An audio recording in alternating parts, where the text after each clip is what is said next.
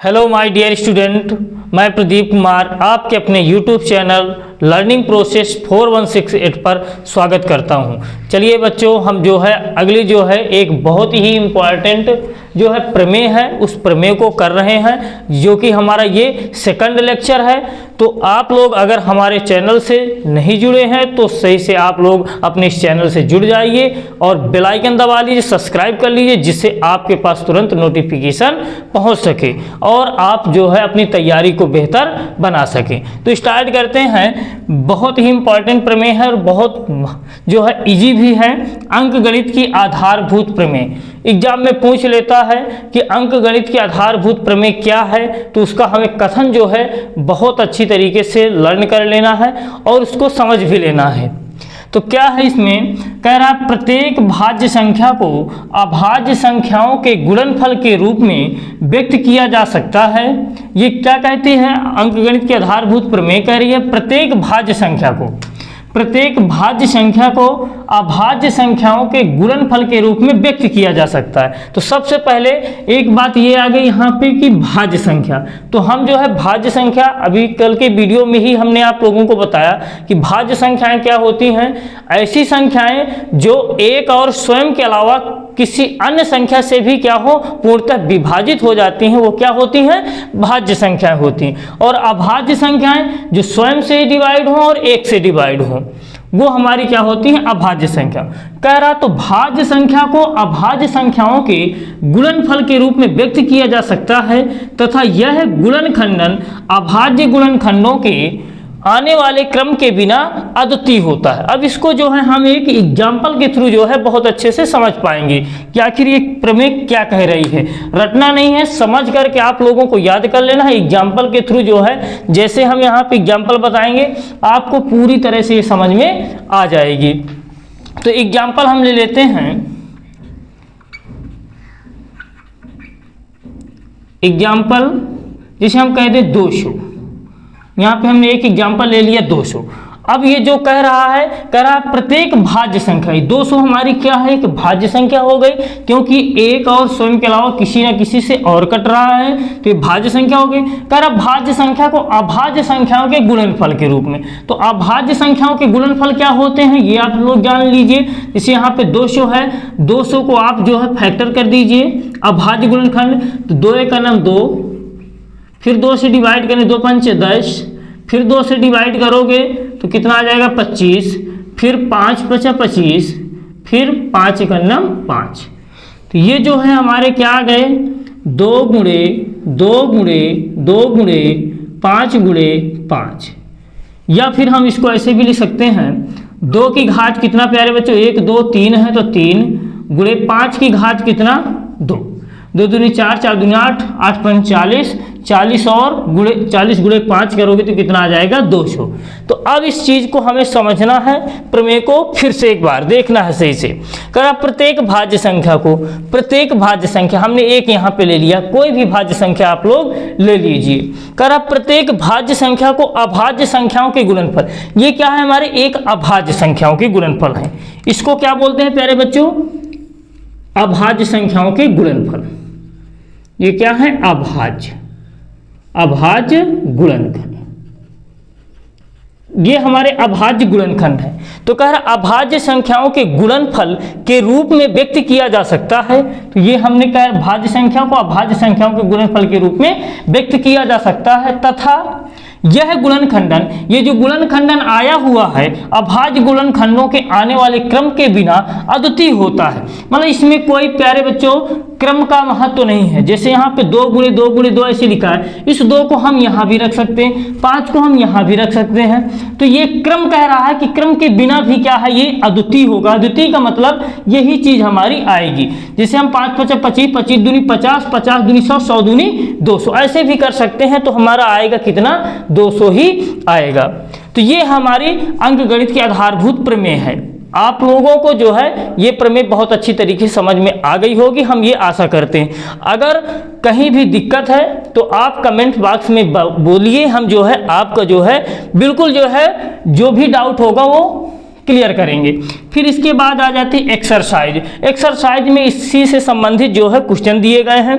तो first question ही है हमारा 1.1 का, निम्नलिखित संख्याओं को अभाज्य संख्याओं के गुणनफल के रूप में व्यक्त कीजिए। ये हमारे 3 क्वेश्चन दिए गए हैं। अब इनको जो है अभाज्य संख्याओं के गुणनफल के रूप में व्यक्त करना। जैसे हमारा क्वेश्चन है फर्स्ट जो है 140 है, 140 को हमें क्या करना है, अभाज्य गुणनखंडों के रूप में व्यक्त करना है। तो ये हमारा रफ्कार रहेगा। यहाँ पे हमें कर लेना 2 सत्ते 14। अब 2 से ये तो आप जो है विभाज्यता रूल आप लोगों को अच्छी तरह से पता होंगे कि यदि इकाई के स्थान में 0, 2, 4, 6, 8 आता है वो 2 से पूर्णतः विभाजित होती है, इसलिए हमने 2 से डिवाइड कर दिए। फिर 2 से कट जाएगा, 2 3 6, 2 5 10। फिर इसके बाद 5 से 5 सत्ते 35। फिर इसके बाद 7 1 9 7। तो इसका सॉल्यूशन हो जाएगा, हल यहाँ पे डाल देना है। फिर इसके आगे लिखना है 140 इक्वल टू 140 इक्वल टू कह रहा अभाज्य संख्याओं के गुणनफल। तो अभाज्य संख्याओं के गुणनफल वो हमने निकाला है, कितने आए हैं प्यारे बच्चों, 2 गुणे 2 गुणे 5 गुणे 7। ये हमारे हो गए, ये हमारा यही इसका आंसर हो गया।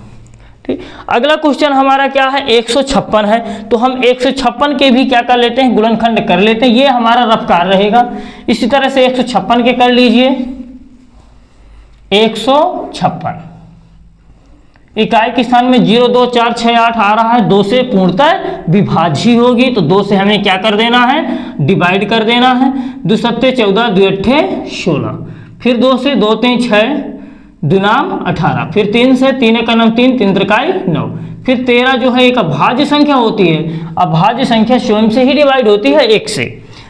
तो 157 क्वेश्चन नंबर हमारा सेकंड है। यहाँ पे सेकंड है, यहाँ पे सेकंड का हल कितना दिया गया है, 156 है। सॉरी कितना है, 156। तो 156 इक्वल टू कितना आया है, 2 गुणे 2 गुणे 3 गुणे 13। यही हमारा क्या हो जाएगा प्यारे बच्चों, आंसर हो जाएगा। या फिर ऐसे भी लिख सकते हो जो यहाँ पे हम लिखे हैं, 2 की घात 2, 3 की घात 1, 13 की घात 1, ऐसे भी लिख सकते हैं।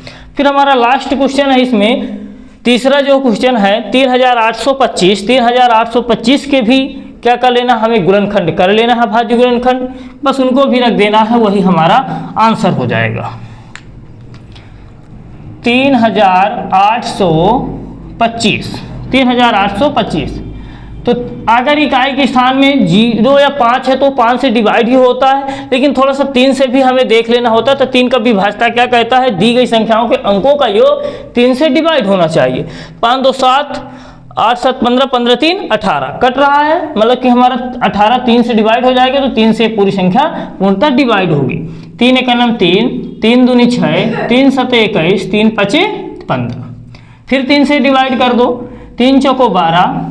फिर यहाँ पे 3 दूनी 6, 3 5 15, 3 5 15, 3 दूनी 6 1 7, 3 चौको 12। फिर जो है 5 2 7, 7 4 11। अब जो है हमारी 3 से नहीं डिवाइड होगी, तो 5 से तो पूर्णतः डिवाइड ही होगी, क्योंकि इकाई के स्थान पर 5 है।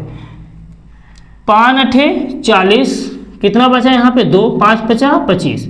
फिर 5 से डिवाइड हो जाएगा, 17 पना 85 होता है। फिर 17 1 9 17। तो थर्ड क्वेश्चन है हमारा, यहीं पे हम किए दे रहे हैं, थर्ड हल डाल देते हैं। 3825 के गुणनखंड कितने हैं प्यारे बच्चों, 3 गुणते 3 गुणते 5 गुणते 17। अब इसको या फिर ऐसे भी ले सकते हैं, या 3 की घात कितना 2, 5 की घात 3 की घात 2 गुणे 5 की घात 2 गुणे 17 की घात 1। यही हमारा क्या हो जाएगा, आंसर हो जाएगा। इस क्वेश्चन इनको भी आप उसी तरह से लिख सकते हैं, 2 की घात 2, 3 की घात 1 गुणे 13 की घात 1। ये भी बिल्कुल सही है, चाहे जैसे आप रख दीजिएगा। तो आई होप ये सभी क्वेश्चन आप लोगों को बहुत अच्छी तरीके से समझ में आ गए होंगे। तो हम जो है इसी तरह से कंटिन्यू रखेंगे प्यारे बच्चों। अभी क्या है, थोड़ा सा आप लोग भी लय में आ जाइए ताकि चीज़ें आपको समझ में आने लगे।